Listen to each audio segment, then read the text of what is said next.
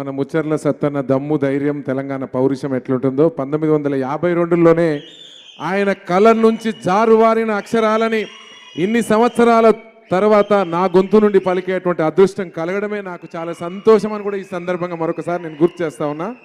ఆ లైన్ వినిపిస్తాను. పంచాయత్ వచ్చిందిరా పల్లోడ పల్లెకే విలువొచ్చేరా. చప్పట్లు కొట్టాలి మీరు.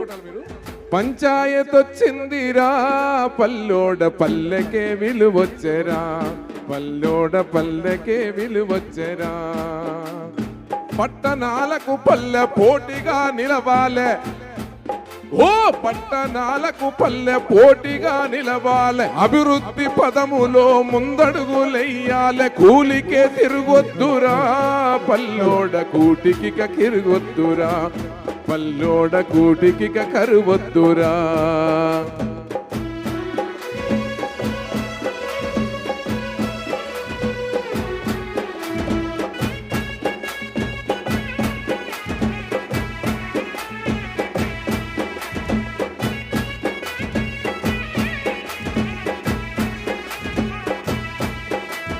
నీ ఊరి బాగోగు నీవే చూడాలిరా, నీ ఊరి బాగోగు నీవే చూడాలిరా. నీ ఊరి మంచి చెడు నీ జిమ్మెదారిరా.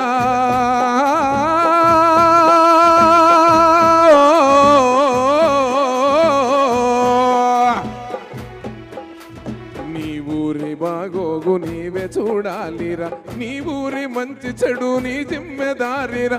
బాధ్యతే నీకొచ్చెరా పల్లోడ భారీ హక్కే వచ్చరా, పల్లోడ భారీ హక్కే వచ్చరా.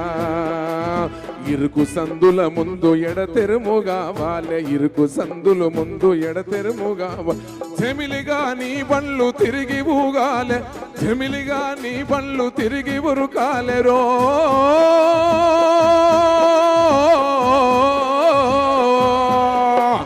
చెమిలిగా నీ బండ్లు మురికి తిరగాలి. ఇరుకు ఇండ్లే ఉండవోయ్ పల్లోడ మురికి ఇండ్లే ఉండవోయ్, పల్లోడ మురికి ఇండ్లే ఉండవో, పల్లోడ మురికి ఇండ్లే ఉండవా.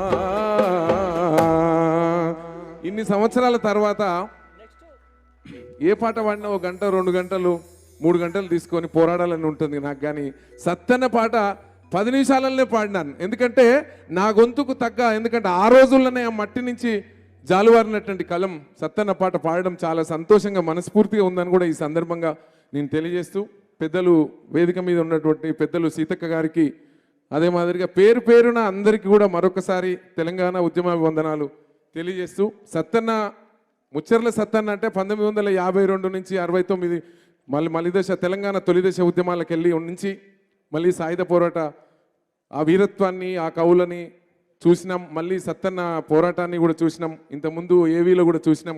చాలా సంతోషమే. కానీ ఏవీలో నేను గమనించిన గద్దరన్న ఒక మాట చెప్తాడు అక్కడ, ఆశించిన తెలంగాణ రాలేదు అని చెప్పి సత్తన్న బాధపడుతుండు అని చెప్పి, మన రోజులు మళ్ళీ ఆదరించేటువంటి రాష్ట్ర ప్రభుత్వాలు వస్తాయని అన్న కలలు కనడని గద్దరన్న ఏవీలో చెప్పడం జరిగింది. మరీ ముఖ్యంగా సీతక్క గారికి తెలియజేసేది ఏంటంటే, ఉద్యమాలకు వెళ్ళి వచ్చిన బిడ్డ కాబట్టి కళాకారుల పాత్ర, తెలంగాణ తీసుకురావడంలో కళాకారుల పాత్ర ఉంది, వచ్చిన తెలంగాణలో రాజ్యాలను స్థాపింపజేయడంలో కళాకారుల పాత్ర ఉందక్క. దయచేసి కళాకారులని మర్చిపోవద్దని కూడా ఈ సందర్భంగా నేను తెలియజేస్తాను. ఈ వేదిక మీద ఉండబడినటువంటి వెనక సైడ్లో ఉన్న కళాకారులు ఆషమాయిషి కవులు కాదు, గాయకులు కాదు. వారు ఉస్మానియా క్యాంపస్లో ఉద్యమాలు నడిపి తన గొంతుని, తన పెన్నుని, తన ప్రాణాన్నే తృణప్రాయంగా అర్పించడానికి మేము సిద్ధమని, జై తెలంగాణ అంటేనే తెలంగాణ వచ్చింది. వచ్చిన తెలంగాణలో మన వాళ్ళు అందరూ కూడా, గత పాలకులు ఉన్నారు, మనము ఉన్నారు, మీరు ఉన్నారు. నాకు నేను మరీ ముఖ్యంగా తెలియజేసేది ఏంటంటే, సత్తన్నను చూసిన తర్వాత సత్తన్న జీవితం అంతా పోరాటమే. సత్తన్నకు పుట్టిన బిడ్డ పృథ్వీ కూడా జీవితం అంతా పోరాటమే చేయాలనా? నాకు చాలా బాధ అనిపిస్తుంది. సత్తన్న ఎప్పుడూ పోరాటమే, సచ్చే వరకు పోరాటమే చేసి ఈ లోకాన్ని విడిచి వెళ్ళిపోయాడు. తెలంగాణ సాధించాలని కొట్లాడి ఎగబడి తెగబడి కళాకారులని అమ్మలాగా ఒడిలో పెట్టుకొని ఉస్మానియా క్యాంపస్ పక్కకే తన ఇల్లు అయినప్పటికీ అన్న చాలా, ఎందుకంటే చాలామంది ఇప్పుడు ముందు రవేణ లాంటి వాళ్ళు కూడా చాలామంది చెప్పారు, అన్న కూడా చాలా కళాకారులకు అండగా నిలబడి వచ్చిన తెలంగాణలో అమరుల కుటుంబాలను గౌరవించడంలో ఆయన ముందు వరుసలో ఉన్నాడు. మళ్ళీ 10 ఏళ్ల తర్వాత మళ్ళీ ఇప్పుడు పోరాడుతున్నాడు, మళ్ళీ దేనికోసమో కొట్లాడుతున్నాడు. దయచేసి ఇట్లా పోరాటాలు ఇవి కాదు అక్క, అందరినీ వాళ్ళ సమస్యలు వినడంలో ముందు వరుసలో ఉండి రాబోయే రోజుల్లో సత్తన్నని ఈ ప్రభుత్వం అన్న గుర్తించి గద్దరన్న చెప్పినట్టుగా పాఠ్యపుస్తకాలలో అన్న పేరు అన్న పాటల్ని ప్రచురించి రాబోయే మాలాంటి తరాలకు కొత్త దిక్సూచిగా మారాలని కూడా ఈ ప్రభుత్వానికి, ఎందుకంటే కళాకారులని గద్దరన్న కూడా చూసాం, గుర్తిస్తున్నారు, చాలా బాగా కళాకారులను గుర్తిస్తున్నారు అన్నట్టుగా నాకు కూడా ఉన్నది. నా సంతోషం ఏంటంటే సత్తన్నని అనేకమైనటువంటి ఒక ఉద్యమాలు చేసినటువంటి బిడ్డగా అన్నని గుర్తుంచుకోవాలని, అక్క నోటి వెంట ఆ మాట వినాలని కూడా ఈ సందర్భంగా నేను తెలియజేస్తూ సెలవు తీసుకుంటాను.